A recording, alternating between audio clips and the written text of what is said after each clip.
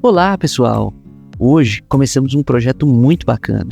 Vamos ensinar as pessoas sobre as principais doenças de forma simples e descontraída, para que, conhecendo a sua doença, os pacientes possam aderir melhor ao tratamento. Faremos vídeos semanais com os temas principais da medicina. Claro, sabemos que será uma tarefa bem trabalhosa, mas contamos com a sua ajuda para que esse projeto tão importante fique de pé. Depois da vinheta, vamos lá?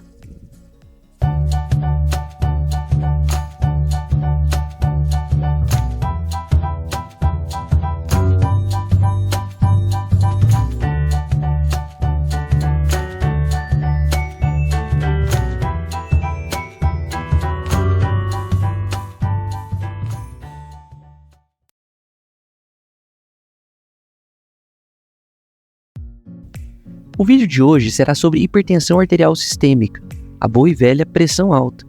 Bem, não tão boa como veremos adiante. Hoje falaremos sobre o que é, por que acontece, como fazemos para aferir e classificar, além de entendermos quais os riscos que ela causa se não cuidarmos. No próximo vídeo falaremos sobre tratamento medicamentoso e não medicamentoso.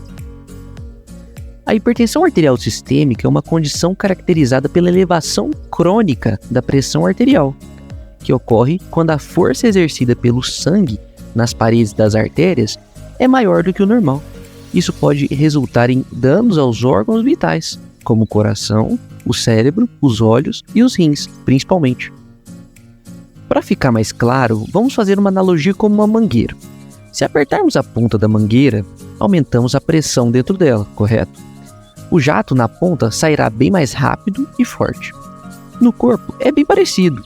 Agora imagine toda essa mangueira apertada. Isso faz com que o sangue fique muito mais rápido e turbilhonado dentro das artérias, acarretando microlesões contínuas nesses vasos, que, como falamos antes, pode resultar no acidente vascular encefálico, que é o AVC, que é o derrame, o infarto, lesões nos vasos dos olhos, que são mais fininhos e rompem facilmente, além da insuficiência renal. Portanto, a pressão arterial é determinada pelo volume de sangue que é bombeado pelo coração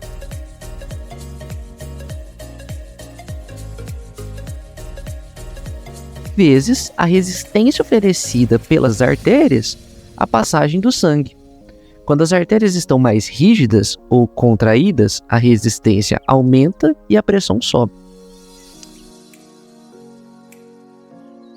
A pressão arterial ela é medida em milímetros de mercúrio e é composta por dois valores. A pressão sistólica, que é a pressão exercida pelo sangue quando o coração está bombeando, e a pressão diastólica, que é a pressão exercida quando o coração está relaxando entre as batidas. Por isso que quando olhamos a pressão, temos duas medidas, por exemplo, 12/8. Que são exatamente a pressão sistólica e a pressão diastólica. Mas a pressão 120 não é muito? O certo não é 12? Bom, para facilitar, a gente reduz o número, ficando mais fácil a adesão. O famoso 12/8 nada mais é do que o 120/80. A hipertensão arterial ela é classificada em estágios, de acordo com a pressão arterial medida. A classificação atual segue de acordo com as diretrizes da Sociedade Brasileira de Cardiologia, que é pressão ótima, menor do que 120 de sistólica e menor do que 80 de diastólica, a pressão normal, que está entre 120 e 129 de sistólica e entre 80 e 84 de diastólica, a pré-hipertensão, que está entre 130 e 139 de sistólica e entre 85 e 89 de diastólica, a hipertensão estágio 1, que está entre 140 e 159 de sistólica e entre 90 e 99 de diastólica, a hipertensão estágio 2, que está entre 160 e 179 de sistólica e entre 100 e 109 de diastólica, a hipertensão estágio 3, que é maior do que 180 de sistólica e maior do que 110 de diastólica. Só lembrando, pessoal, que o que conta é o maior. Logo, se a pressão está 165/85, sendo que 165 está entre 160 e 179, portanto, hipertensão estágio 2, e a diastólica de 85 está entre 85 e 89, que é classificado como pré-hipertensão, então o que a gente conta é o maior. Logo, esse paciente tem hipertensão estágio 2.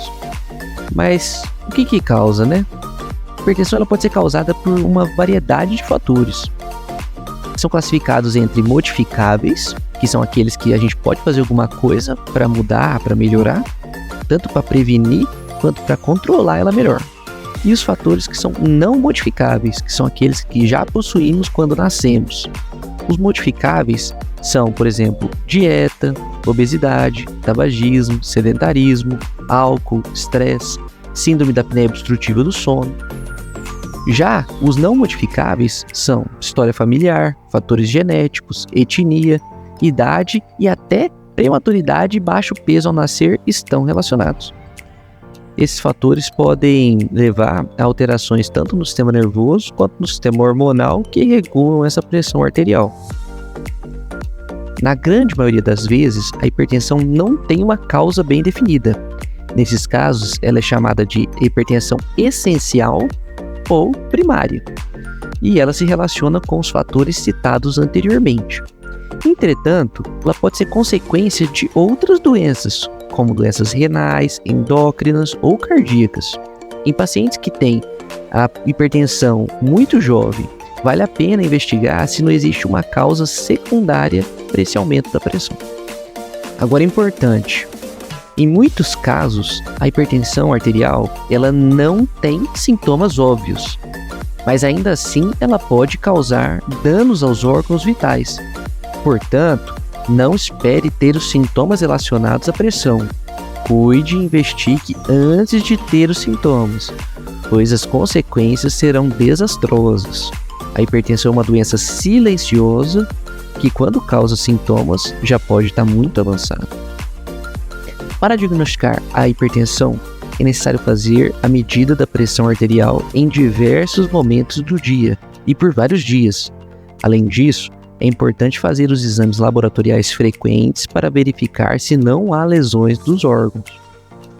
Então, pessoal, aqui estão as 2 dicas valiosas para vocês, como prometido. Mas eu só conto se você deixar o like. Deixou? Olha que isso aqui deu trabalho, viu? Mas vamos lá. A primeira dica, ela é muito importante tanto para o paciente quanto para nós médicos. Sempre meça a pressão arterial e anota ela num caderninho. Você pode fazer uma tabelinha fácil, com dia, hora e o valor da pressão arterial.